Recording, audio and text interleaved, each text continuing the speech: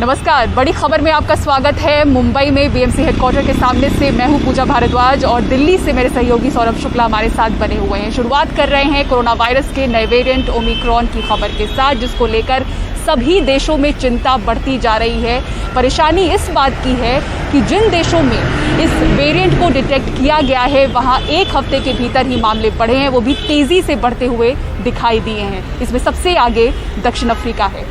परिमल कुमार की रिपोर्ट देखिए। तेजी से फैलने वाले ओमिक्रॉन की चपेट में फिलहाल दुनिया के करीब 30 देश हैं। 27 नवंबर तक यानी हफ्ते भर पहले 11 देशों में इस नए वेरिएंट की पुष्टि हुई और बोत्सवाना और नीदरलैंड को छोड़ दें तो बाकी 9 देशों में 3% से लेकर 388% तक कोरोना के मामले पिछले हफ्ते की तुलना में इस हफ्ते बढ़े हैं। इजराइल में 78%, हांगकांग में 27%, इटली में 24%, चेक गणराज्य में 11% और बेल्जियम में 10% तक ज्यादा मामले रिपोर्ट हुए हैं। वहीं बाकी देश जहां हाल के दिनों में इस नए वेरिएंट की मौजूदगी दिखी है, उनमें फ्रांस में 55%, स्पेन में 45%, नॉर्वे में 29%, दक्षिण कोरिया में 25%, पुर्तगाल में 19% और कनाडा में इस हफ्ते 15% ज्यादा मामले आए हैं। डेल्टा वेरिएंट जब आया तो हाईली इन्फेक्शियस था। ये उससे भी अगर ज्यादा इन्फेक्शियस है तो इसको प्रसार रोक पाना मुश्किल होगा। लेकिन जैसा मैं पहले कह रहा था कि हो सकता है यह वायरस जो है खतरनाक हो सकता है ज्यादा इन्फेक्शियस के साथ। ये भी हो सकता है कि यह उससे जो है कम खतरनाक हो, माइल्डर हो, डेल्टा से भी कम खतरनाक हो और इतना माइल्ड हो कि कॉमन कोल्ड जैसा हो जाए। अगर ऐसा हो गया तब तो ये पूरे सृष्टि के लिए एक वरदान साबित होगा कि एक ऐसा वेरिएंट आ गया जो बहुत ही माइल्ड है।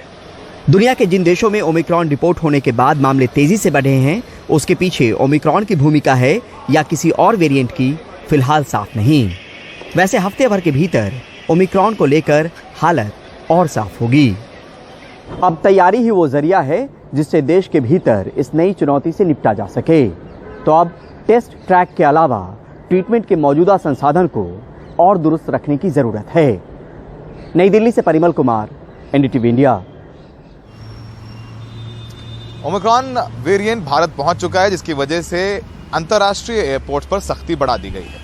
दिल्ली के अंतर्राष्ट्रीय एयरपोर्ट पर भी जिस वजह से जो अंतर्राष्ट्रीय यात्री आ रहे हैं उनको खासी तकलीफ झेलनी पड़ रही है। हाई रिस्क कंट्रीज से जो लोग आ रहे हैं उनका अनिवार्य कोविड टेस्ट किया जा रहा है। रिपोर्ट आने में 6 से 7 घंटे लग रहे हैं। साथ ही साथ इस वायरस के चलते अफरा तफरी की वजह से जो फ्लाइट्स की कीमतें हैं वो भी आसमान छू रहे हैं। देखिए एक ground report.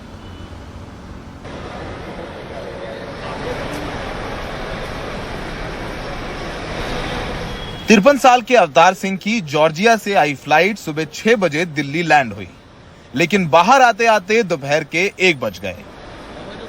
Avtar Singh Georgia से कोविड टेस्ट कराकर नेगेटिव रिपोर्ट लेकर आए थे, लेकिन दिल्ली एयरपोर्ट पर इनका फिर से कोविड टेस्ट किया गया, जिसका नतीजा आने में 6 घंटे लग गए।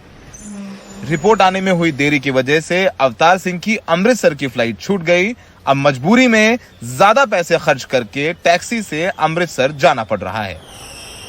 हम 6 बजे लैंड हो गए थे। अच्छा, और अभी लगभग 1 बज रहे हैं। हाँ, 6 बजे लैंड हुए और इन्होंने आगे कहा अभी बोर्डिंग पास दिखाओ। बोर्डिंग पास देख के बोलते कि आपका टेस्ट करना पड़ेगा। हमारी जहाँ अमृतसर जाने की फ्लाइट थी 11 बजे। जो कनेक्ट फ्लाइट हमने इस हिसाब से ली थी कि जब हम इधर लैंड करें तो उसके 1.5-2 घंटे बाद हम अमृतसर की फ्लाइट ले लें। लेकिन वो फ्लाइट हमने कहा कि हमारी फ्लाइट है तो माने नहीं, बोलते नहीं, या फिर 3500 रुपया दो और जो टेस्ट महंगा है वो करवा लो। 72 साल के प्रेम कुमार और 68 साल की सरोज लंदन से दिल्ली पहुंची। बाहर निकलने में ही 5 घंटे लग गए हैं। एयरपोर्ट पर 2 लोगों के टेस्ट के लिए 7,000 रुपए भी दिए, फिर भी नतीजे आने में 2 घंटे लगे। नतीजा ये हुआ कि दिल के मरीज प्रेम कुमार की तबीयत बिगड़ गई, अब सीधे अस्पताल जा रहे हैं। आपने कितने रुपए दिए मैम? 7,000। और तो साथ में तो बोल रहे थे कि तुरंत हाँ, तो नहीं आया ना, तुरंत नहीं आया। कितनी देर में दिया उन्होंने रिजल्ट? हमें 1.5 घंटे में, पौने 2 घंटे में। पौने 2 घंटे में? 2 घंटे और लगने थे। अभी रिक्वेस्ट की कि हार्ट पेशेंट है, टैक्सी हमारी बार वेट कर रही है, हॉस्पिटल जाना स्ट्रेट में, और इसलिए वो इमिग्रेशन में किसी के रिक्वेस्ट का हाथ जोड़ के आगे आए। दरअसल यूरोप, चीन, इजराइल, साउथ अफ्रीका, ब्राजील समेत 11 देशों से आने वाले सभी यात्रियों का एयरपोर्ट पर अनिवार्य कोविड टेस्ट कराया जा रहा है। टेस्ट के पैसे भी यात्रियों से ही लिए जा रहे हैं। 500 रुपए देंगे तो कोविड रिपोर्ट 6 घंटे में मिलेगी और 3500 रुपए देने पर 30 मिनट में कोविड रिपोर्ट दी जाएगी। ओमिक्रॉन वेरिएंट के चलते अफरा तफरी की वजह से अंतर्राष्ट्रीय फ्लाइट्स की दरें भी 2 गुना से ज्यादा हो गई हैं। लोग भी लॉकडाउन की आशंका के चलते महंगा किराया देकर भारत लौट रहे हैं। 43 साल की गुरुदेव सिंह अपने परिवार के 6 सदस्यों के साथ जर्मनी से भारत पहुंचे हैं। कहते हैं जिस फ्लाइट की कीमत कुछ महीनों पहले 600 यूरो थी, उसी के लगभग 1300 यूरो देकर इमरजेंसी में भारत लौटे हैं। पहला ਅਸੀਂ ਆਏ ਸੀ ਪਿਛਲੇ ਸਾਲ ਆਏ ਸੀ ਉਸ ਤੋਂ ਪਿਛਲੇ ਸਾਲ 650 यूरो की लेके आए सी अभी 1350 यूरो की लेके आए हैं। यानी एक टिकट आपको पड़ लगभग 1,10,000 रुपए का। 1,10,20,000 हाँ 1,10,000 लोग हैं तो आप लोग लगभग 6.5 लाख रुपए आपके लग गए। 6.5 7.5 लाख लगे, बच्चे का भी लगा है छोटे का। दरअसल कर्नाटक में ओमिक्रॉन वेरिएंट के 2 केस आने के बाद एयरपोर्ट पर सख्ती और टेस्टिंग बढ़ा दी गई है। जरूरी है सरकार सख्ती करे, कोरोना से बचना है तो बचाव करना होगा। लोग भी तैयार हैं सरकार का सहयोग करने के लिए, लेकिन एयरपोर्ट में सुविधाएं बढ़ाई जानी चाहिए। लोगों को 5 से 6 घंटे का वक्त लग रहा है, खासकर बच्चों और बुजुर्गों के लिए ये थोड़ा ज़्यादा है। सरकार सख्ती करे लेकिन इंतज़ाम भी उसी हिसाब से किए जाएं। सहयोगी मनोज ठाकुर के साथ दिल्ली एयरपोर्ट में सौरभ शुक्ला, BTV इंडिया। और ओमिक्रॉन के खतरे के बीच वैक्सीनेशन की रफ्तार बढ़ाने के लिए महाराष्ट्र में नई तरकीब निकाली गई है। यहाँ के हिंगोली जिले में टीका लेने वालों को टीवी, फ्रिज, वॉशिंग मशीन जैसे सामान जीतने का अवसर मिल रहा है। लकी ड्रॉ के जरिए इनका नाम निकलेगा और जैसे ही इस योजना की शुरुआत हुई, अगले ही दिन वैक्सीनेशन की रफ्तार में 250% की तेजी देखी गई और ऐसा ही जो स्कीम है वो चंद्रपुर जिले में भी नजर आ रहा है। देखिए पूरी रिपोर्ट। टीका लगवाने वालों को मिल रहा है टीवी, वॉशिंग मशीन और फ्रिज जैसे कई इनाम जीतने का सुनहरा मौका। टीका लेने के बाद इन 2 बक्सों में लोग अपनी पर्ची डाल रहे हैं और 27 दिसंबर के इंतजार में हैं जब लकी ड्रॉ होगा। ये योजना 2 दिसंबर को शुरू हुई है और एक दिन में ही टीका लेने वालों की संख्या 250% तक बढ़ गई है। हिंगोली नगर पालिका की ओर से बम्पर लसीकरण ड्रॉ यह योजना शुरू की गई है। इस योजना के तहत लसीकरण लेने वाले व्यक्ति के लिए 27 तारीख को हम लसीकरण का ड्रॉ खोलने वाले हैं। उसमें जिसका भी नंबर लगेगा वो फर्स्ट जो प्राइस है उसको 50 इंच का LCD टीवी हम दे रहे हैं। दूसरा एक रेफ्रिजरेटर और तीसरा प्राइस हमने एक वॉशिंग मशीन रखा है। इसके अलावा 5 मिक्सर ग्राइंडर हमने उसमें कंसोलेशन प्राइस करके रखे हैं। तो योजना शुरू करने के पहले 350 से 400 लसीकरण हो रहा था शहर में और कल से जब से हमने योजना शुरू की है हमें 1400 से ऊपर हमारा लसीकरण हो रहा है।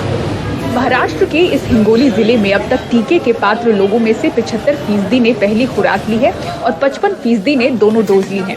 कोरोना वायरस के नए वेरिएंट ओमिक्रॉन के कारण डर से ज्यादा यहाँ चल रहे ऑफर ने लोगों को टीकाकरण केंद्रों की ओर खींचा है। लस लिए तो पारितोषिक बोल के बताए थे, इसलिए हम लस लेने के लिए आए हुए लेंगे बोल के सोच रहा था, मतलब सब लोग ले रहे हैं तो मैंने बोला कि अपना ही पहला डोज ले लो।